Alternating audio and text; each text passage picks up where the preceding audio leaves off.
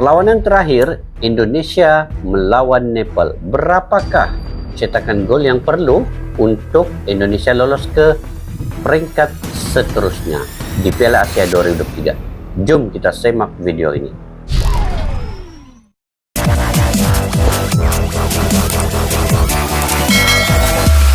Assalamualaikum dan salam sejahtera. Selamat bertemu kembali di channel Askalani Studio.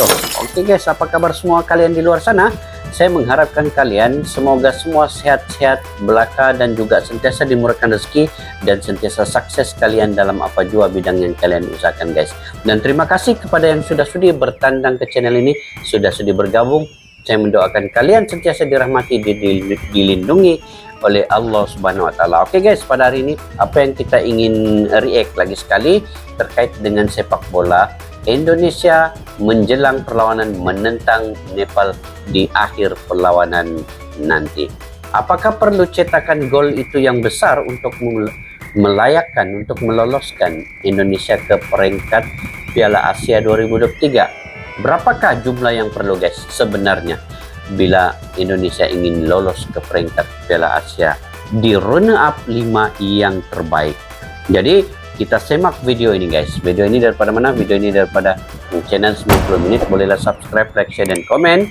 Dan juga tajuknya ialah mengejutkan.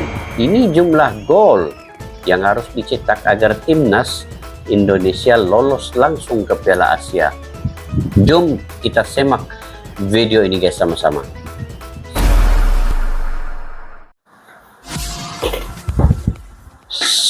menit.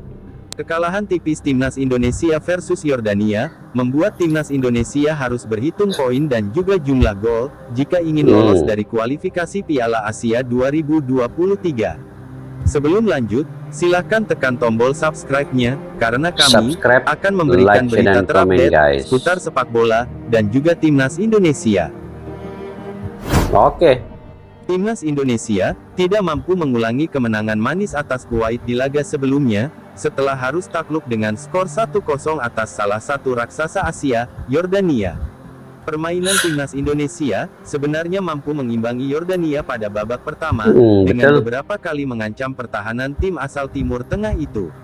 Namun, iya guys, betul, di masa pertama masih 0-0, 0-0. Jadi tidak jaringan, maksudnya seimbang perlawanan. Tapi masa kedua hanya baru bermula beberapa menit, ya, nampaknya gol dijaringkan oleh pasukan Yordania. Kelengahan lini pertahanan pada awal babak kedua membuat Yazan Abdallah mampu mengoyak jala dari Nadeo Argawinata. Kendati lebih banyak menguasai bola, namun Yordania tidak bisa menambah gol mereka sampai akhir pertandingan.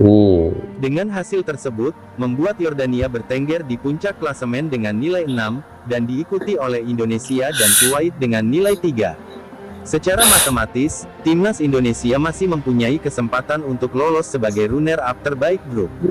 Cara yang pertama, timnas Indonesia harus memastikan kemenangan terlebih dahulu atas Nepal di laga terakhir. Kemudian, timnas Indonesia juga harus berharap agar Yordania mampu menaklukkan atau imbang atas Kuwait.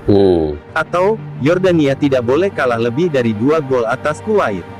Untuk agar lebih aman, timnas Indonesia juga harus berjuang menciptakan 5 gol ke gawang Nepal, dan berharap agar Filipina takluk di grup sebelah. Perlu diketahui, jika semua itu adalah skenario yang membuat timnas Indonesia bisa lebih aman bersaing dengan penghuni runner-up grup lainnya.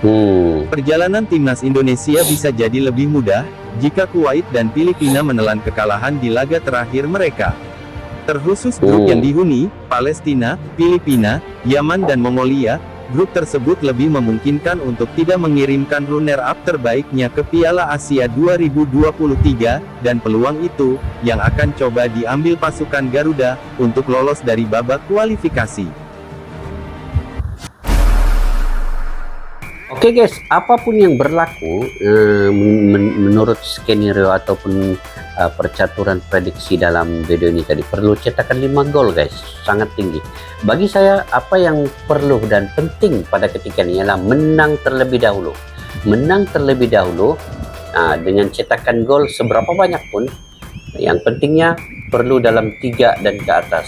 Untuk mencapai 5 itu mungkin terlalu tinggi, jadi yang penting menang terlebih dahulu, kemudian Nah, barulah kita menghitung-hitungkan tim lain yang juga masih mencari-cari rentak itu, yang jaringan-jaringan mereka, barulah boleh diperhitungkan di akhir nanti perlawanan. Pokoknya perlu menang terlebih dahulu Indonesia ke atas Nepal dengan jumlah jaringan berapapun. Yang penting menang terlebih dahulu, dan kita tidak mengetahui lagi tim-tim lain, sama ada Kuwait, Malaysia juga sendiri, dan juga Filipina. Nah, ini pun bergantung kepada 4 tim ini, yang lain ini. Barulah boleh diperhitungkan berapa posisi poin dan jaringan itu nanti. Jadi seharusnya perlu bermain habis-habisan, perlu bermain bermati-matian dengan sejumlah banyak cetakan gol, dan akhirnya barulah diperhitungkan berapa kesulitan ataupun berapa jumlah selisih gol nanti. Dan kita ketahui 4 faktor yang diambil kira dalam penilaian untuk runner up lolos ke Piala Asia ini. Yang pertamanya dengan poin tadi itu, poin yang tertinggi. Yang keduanya dengan selisih gol, jumlah jaringan dengan bolos ditolak, barulah dapat nilai sebenar. Yang ketiganya dengan cetakan gol pula, sekiranya selisih gol itu sama dalam tim runner up itu diambil kira dengan jumlah cetakan gol yang diperoleh setiap tim masing-masing, dan sekiranya pun jumlah cetakan gol itu sama, barulah last sekali. Yang keempat diambil kira jumlah kartu merah dan kartu kuning untuk setiap tim itu untuk layak lolos. Yang mana paling kurang menerima kartu merah dan kartu kuning itu boleh diambil kira untuk layak ke seterusnya, sekiranya faktor 1, 2, 3 itu sama, guys. Kalau faktor 3, faktor awal ini masih ada perbezaan, nah itu diambil kira. Ini yang keempat tadi, kartu merah kuning ini yang terakhir diambil kira untuk melayakkan tim itu ke lolos ke peringkat seterusnya, guys. Oke. Ya, itu saja guys untuk komentar pada hari ini. Jadi kita tunggu untuk perlawanan yang terakhir ya. Sama-sama kita nantikan, dan kita harapkan Indonesia Malaysia bermain sepenuh jiwa mereka 200%. Penyudah untuk cetakan gol itu perlu disudahkan sebaik mungkin, jangan diambil mudah dengan lawan masing-masing. Nah, itu yang paling pentingnya. Oke.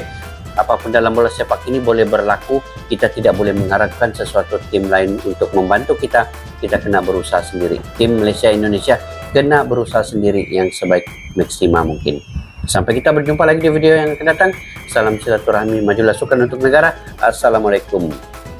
Bye bye.